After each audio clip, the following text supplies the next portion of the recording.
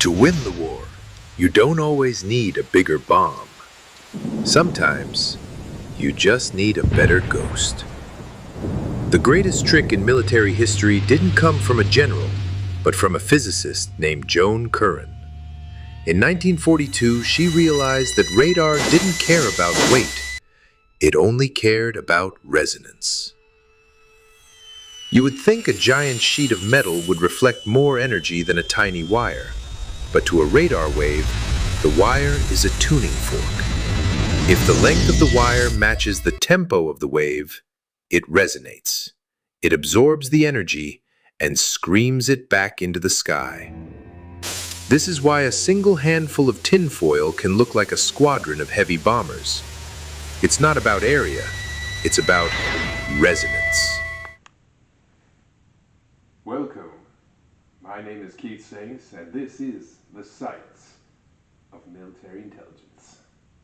In this episode, we're going to cover digital Mirage. Yes, that's right, the deception of EM spectrum. Let's check this out. To get started, I want you to imagine that it's 1914 in Europe, and the British have made plans to send Lancaster bombers to Germany. Now think about that.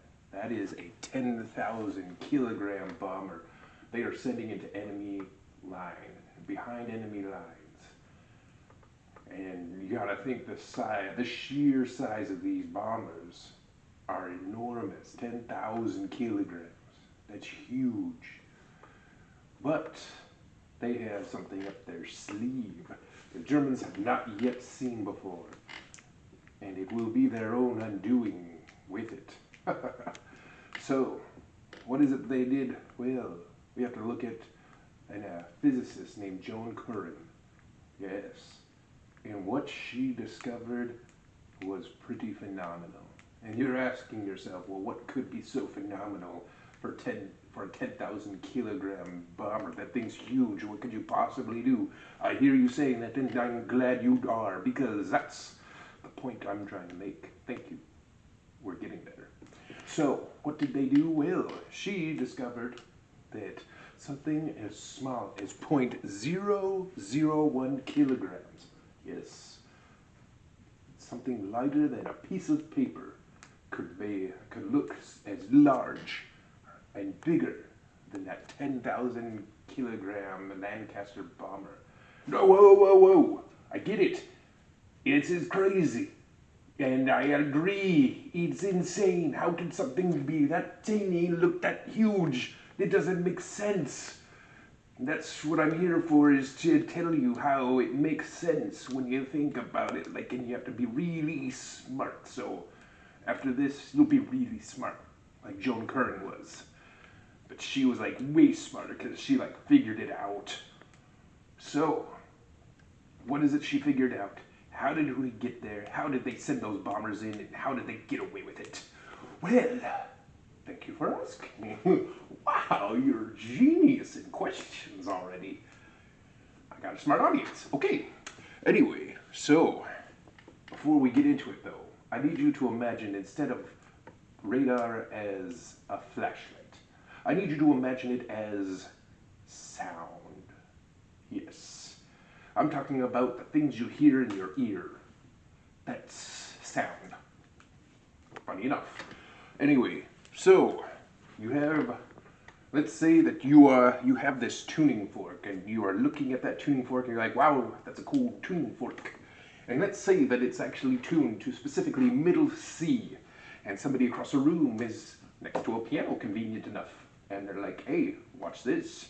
And then they play the middle C key on their keyboard, or on the piano, excuse me. And they play the middle C, and then they're like, boom. And then you hear the sound travel, and then, funny enough, then you see your tuning fork. The sound passes by it, but it does more than just that. It resonates. And that is the point I'm getting to, is this idea called resonance. When that note plays against that tuning fork, specifically tuned to middle C, it resonates and it plays that same tune back into the room. Crazy, huh? That is resonance. So, let's learn a little bit more about this resonance and what we were able to learn when it comes to foil. Yes. So, when it comes to these foil, right? Now we're talking very, very small, right? 0.001. And they already knew from a mission earlier that the British had conducted in France, the coast of France, to learn the specific wavelengths that the Wurzburg was emitting at.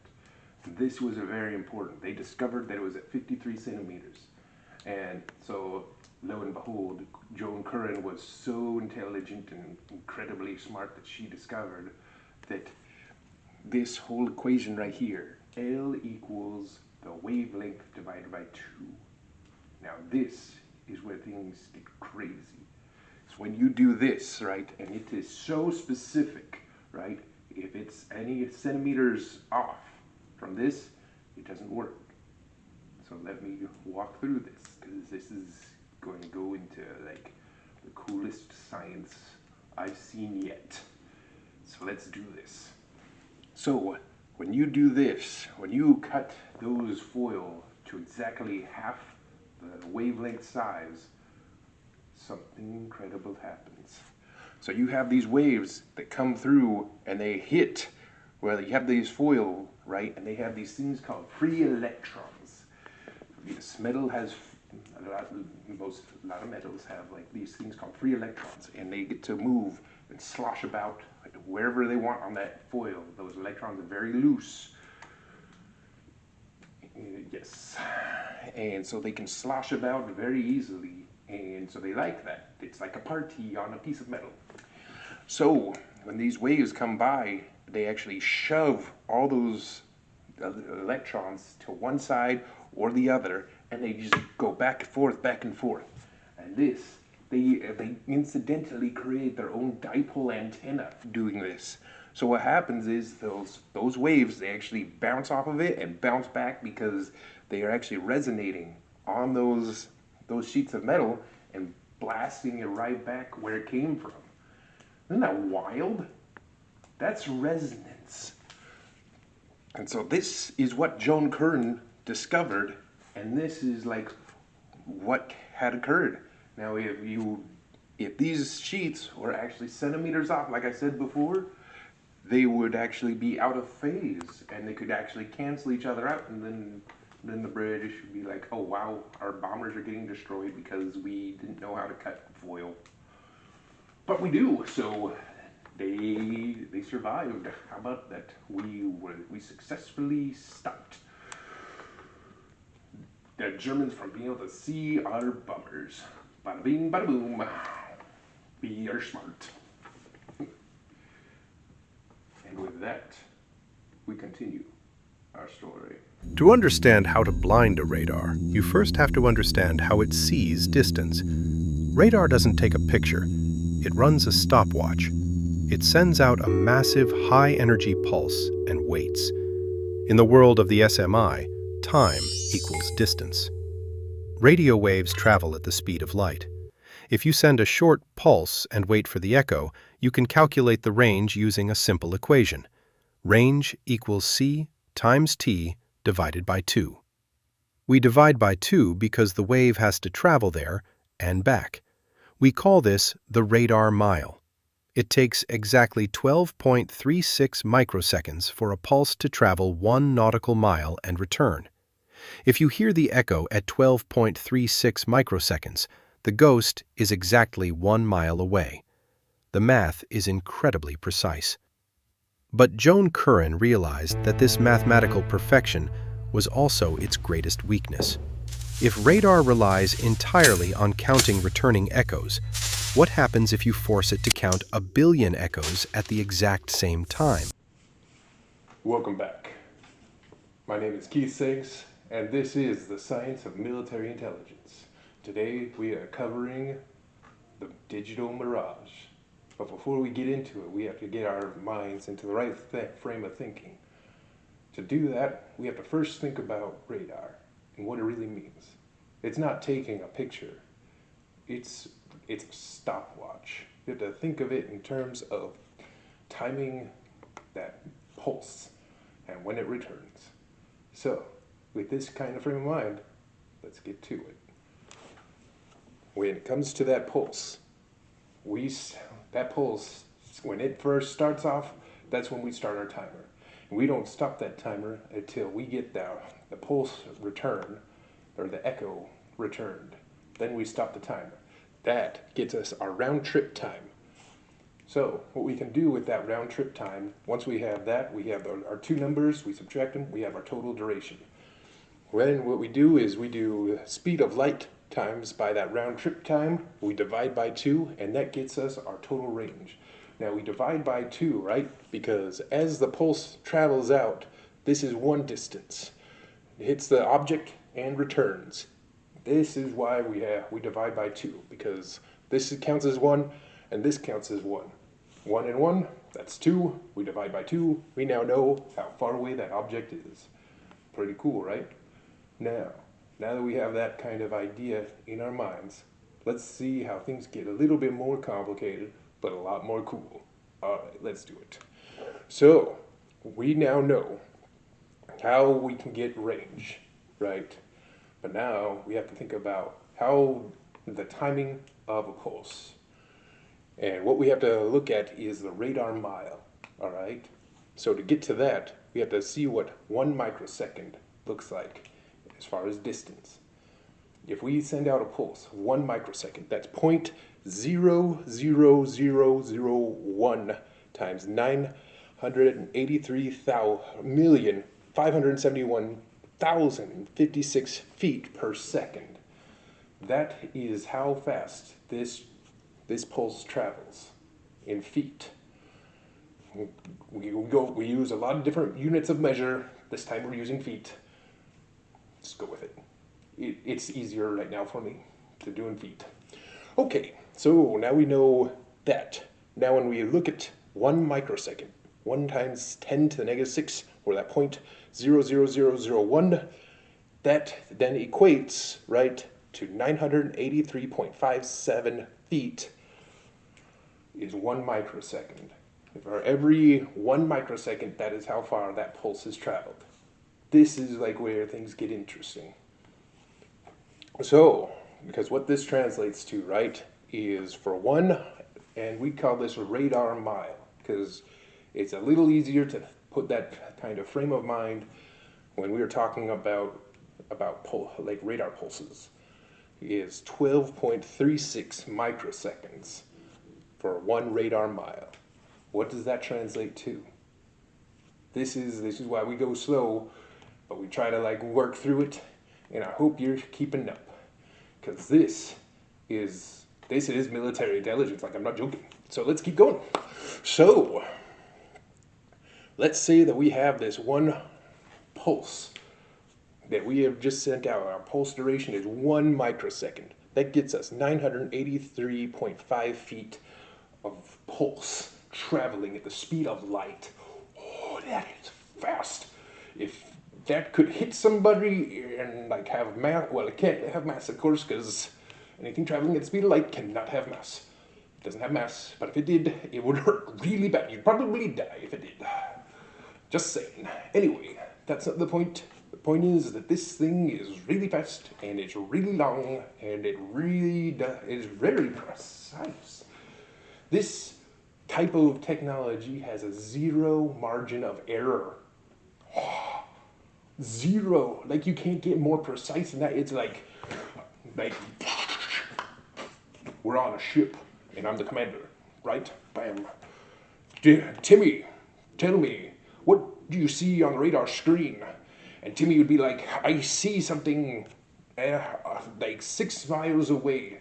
And be like, well, how do you know that it's really there, Timmy? He's like, well, the radar told me, and I am not questioning this because of like how precise this is. Like, I can't get this wrong. It's either there or it's not.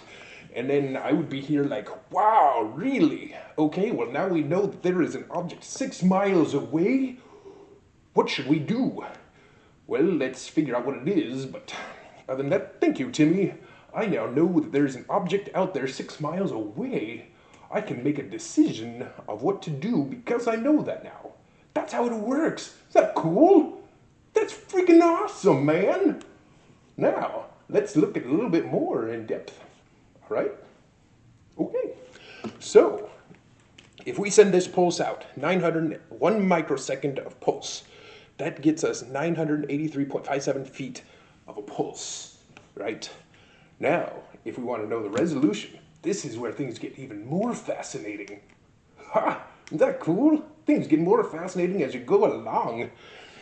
So, we do the same thing. We can actually determine our range resolution is, because we know that 1 microsecond is 983.57 feet of pulse. Our range resolution is 491.785 feet of resolution. Now, this is sounding complicated, and I'm going to try to simplify it as best I can.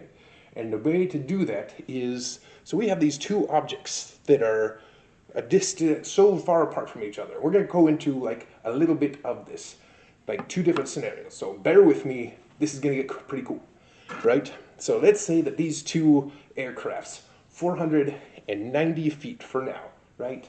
Let's say they're 490 feet distance, but they're both along the same bearing line, traveling the same distance. They're like, hey, this is how we want to travel.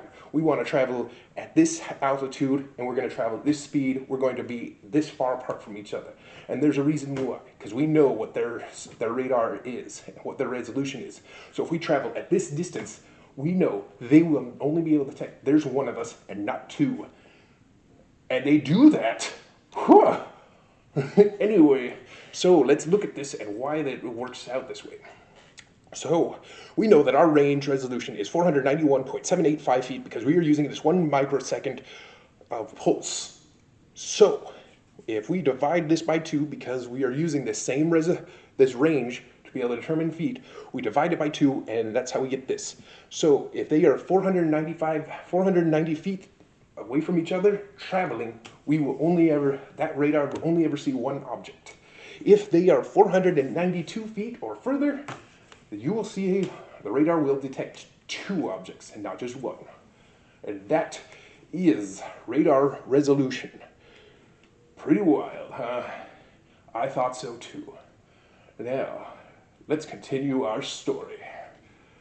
The British called it window. On the night of the Hamburg raid, they finally pulled the trigger. German radar operators, who were used to seeing clear, sharp pips, each one a bomber they could time and target, suddenly saw a wall of white noise. By turning Curran's resonant ghosts into a blizzard, they didn't just hide the bombers, they killed the math of ranging. You can't time an echo if the entire sky is shouting back at once. Welcome back. I'm your host, Keith Sanks, and this is the Science of Military Intelligence. And we are covering the digital Mirage.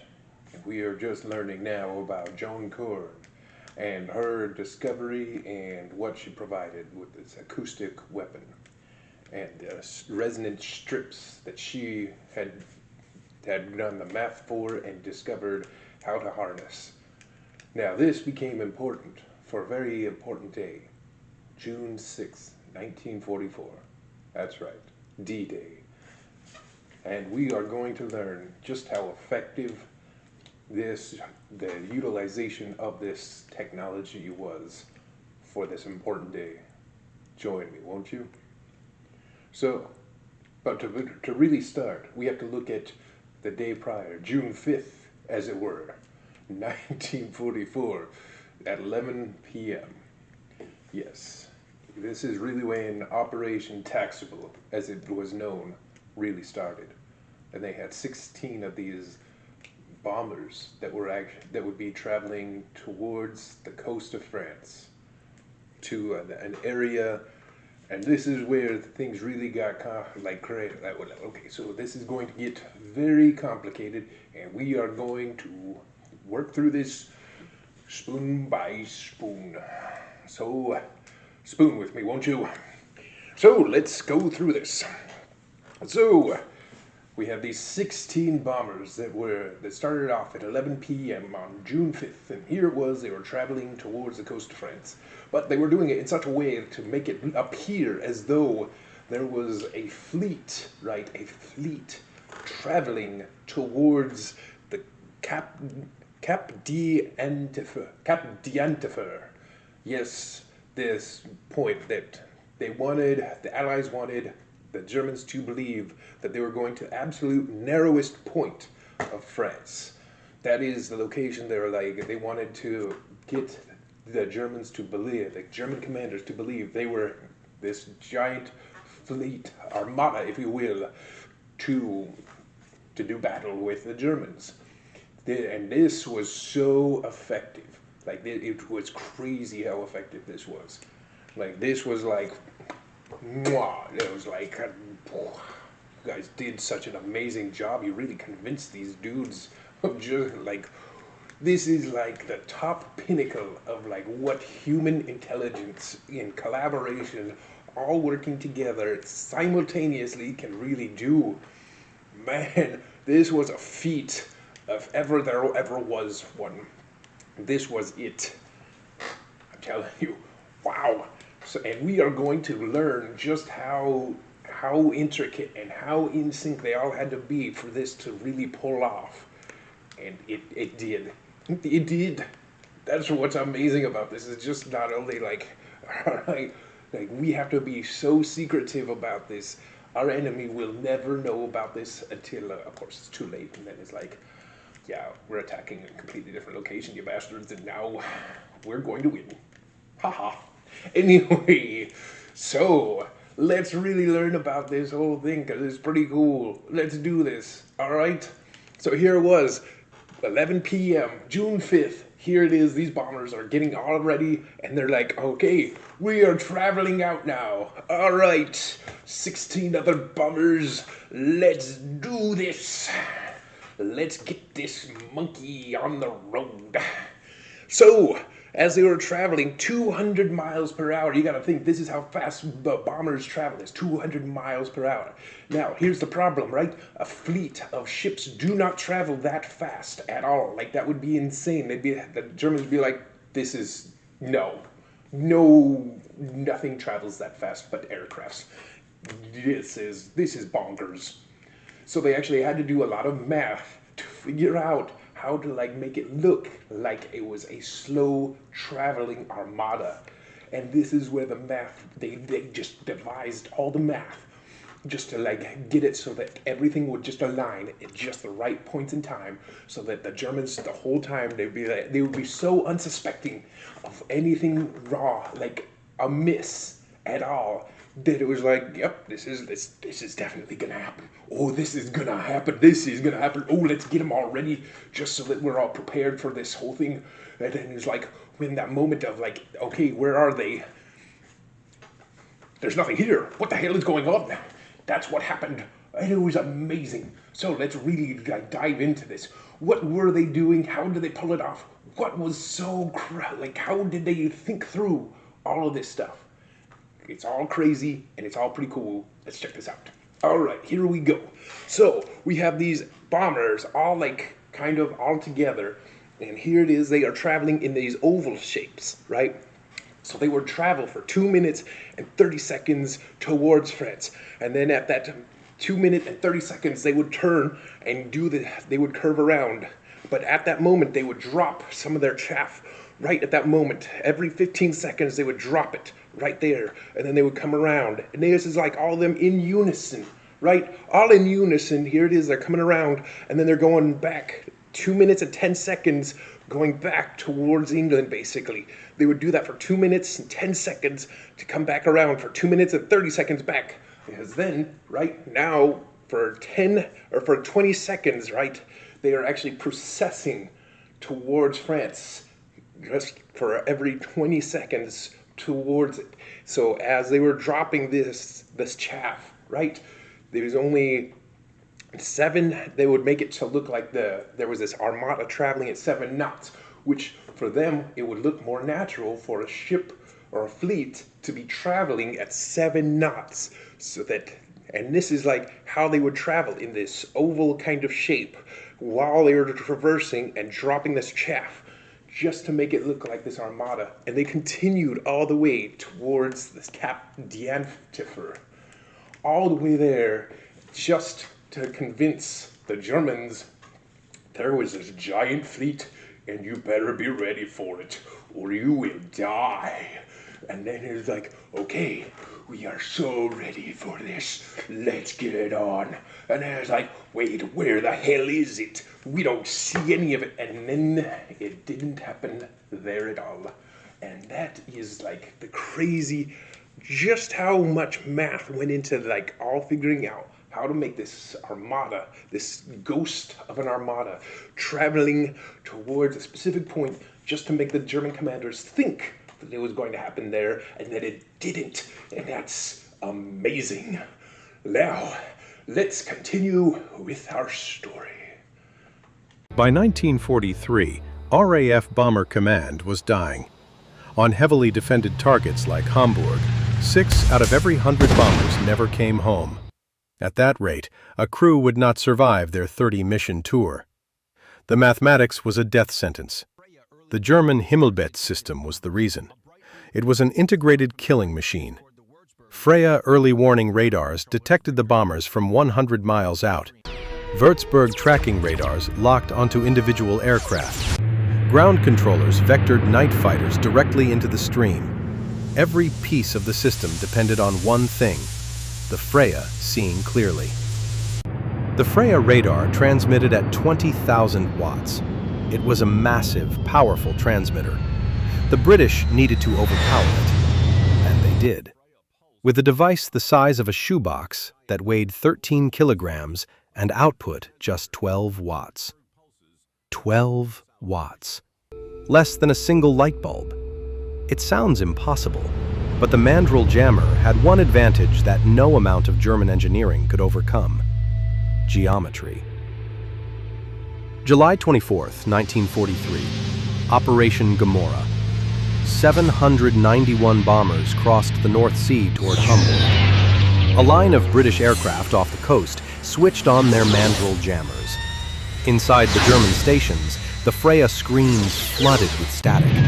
Entire sectors vanished. Operators couldn't see through the chaos.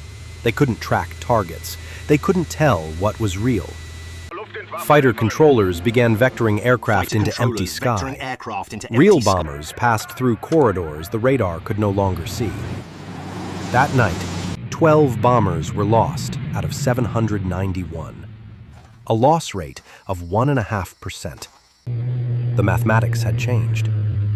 For the crews, it meant something they hadn't dared to believe. The odds might actually let them come home. A year later, on D-Day, the RAF's No. 100 group flew a line of Mandrel aircraft across the English Channel and screened the largest amphibious invasion in human history from German coastal radar.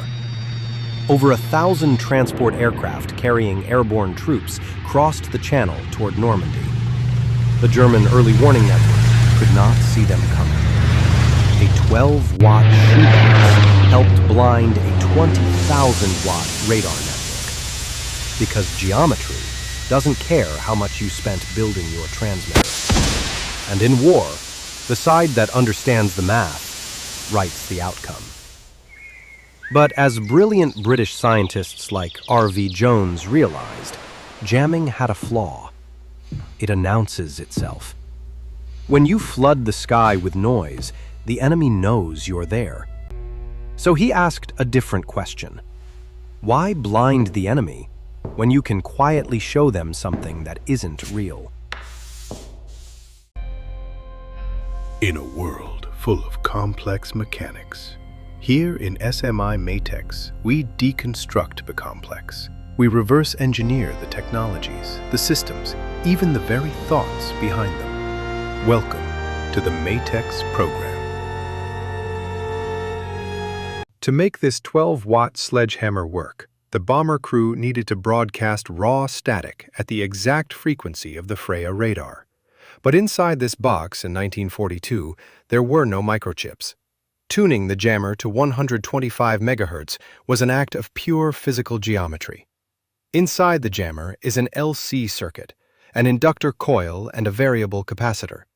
They act like a set of metal lungs.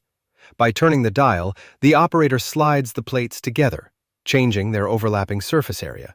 By carefully adjusting the room the electrons have to splash against, the operator physically forces the circuit to vibrate at exactly 125 million sloshes per second. 125 megahertz. But an internal rhythm doesn't blind a radar. That violently vibrating circuit is hardwired directly into a massive copper wire stretched along the bomber's fuselage, the dipole antenna. An antenna is just a capacitor that has been ripped wide open into a straight line. The 125 megahertz rhythm forces the electrons to slam from one end of that copper wire to the other. When electrons are accelerated that rapidly, physics demands a tax. They generate a pulsing magnetic field and electric field. Those two fields lock together, snap off the metal like a whip, and rip into the freezing air omnidirectionally at the speed of light. A 12-watt device defeating a 20,000-watt radar network sounds mathematically impossible. That is less power than a standard light bulb, entirely overpowering one of the most sophisticated early warning systems on Earth.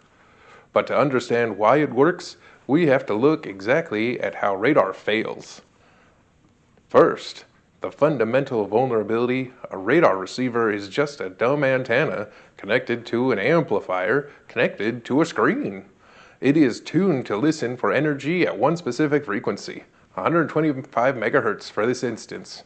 When electromagnetic energy at 125 megahertz arrives at this antenna, the receiver displays it.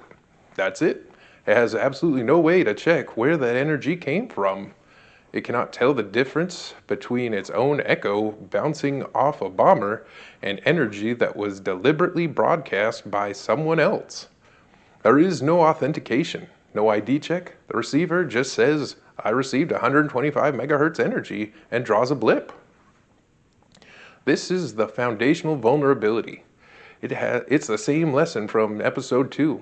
Radar has no identity mechanism, and Mandrel exploits this ruthlessly. But to understand why Mandrel is so devastating, we need to look at what an echo actually is. When that 125 megahertz hits an object in the sky, what decides how much energy returns? The energy returned, what we call a radar cross-section, or RCS, is determined by 3 physical rules: material, size, and geometry. First, material.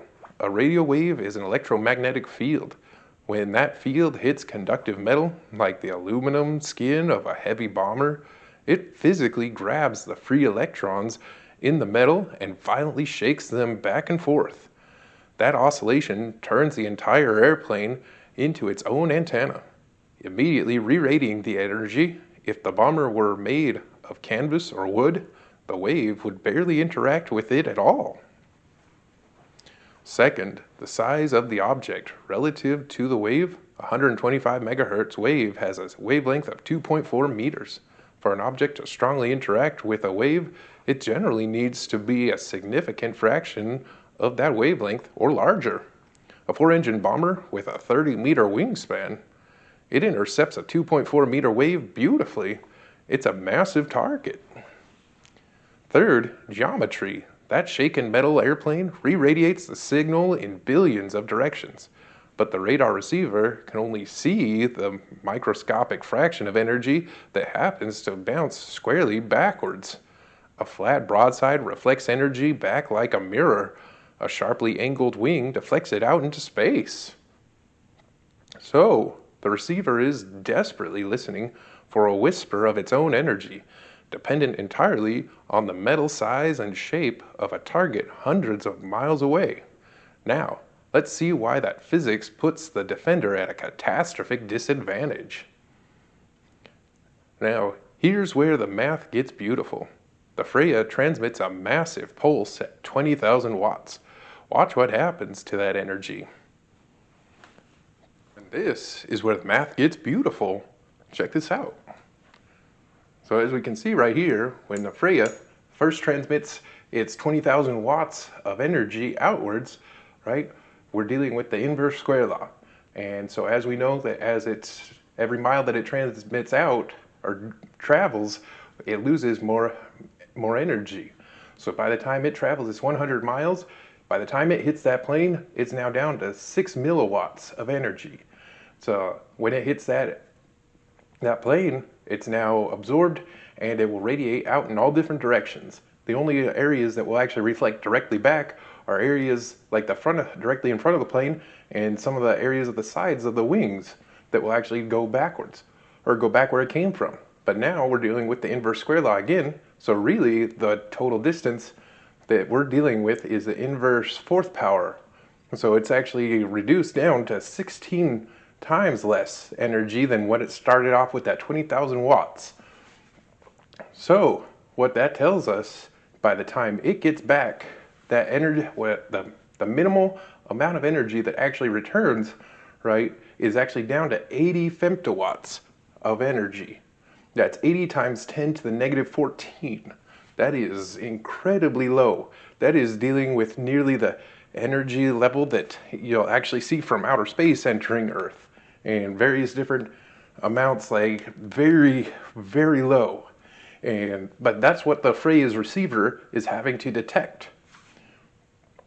So when it comes to the Mandrel, and what they're able to do is, since it's only having to travel one direction, that's all it's worried about, it's only dealing with the inverse square law. So that's where all they need is this 12 watts. So by the time that 12 watts of energy gets to that receiver 100 miles away, it's actually at 2 nanowatts. So that's 2 times 10 to the negative 9. So if we want to see the difference between those, we do 2 times 10 to the negative 9 over 80 times 10 to the negative 14. That results in 0.025 times 10 to the negative 5. So Mandrel is actually 25,000 times stronger at 100 miles than the Freya's own system. And to give context, just to give an idea, right, a garage door opener is actually 1 to 10 milliwatts of energy to open your garage door. So if we put that into context, right, that's 1 times 10 to the negative 3 to 10 times 10 to the negative 3. That is 125 billion times stronger than that 80 femtowatts it takes that the Freya's receiver is trying to receive anything from. That is crazy. Your garage door opener is 125 times stronger than freaking what the Germans were trying to do to be able to see if anything was out there. To me, that's pretty wild. And now, let's continue our story. I'm Keith Sanks, and thank you for watching this episode of The Science of Military Intelligence. Information is the only weapon that never misses. We'll see you in the next one.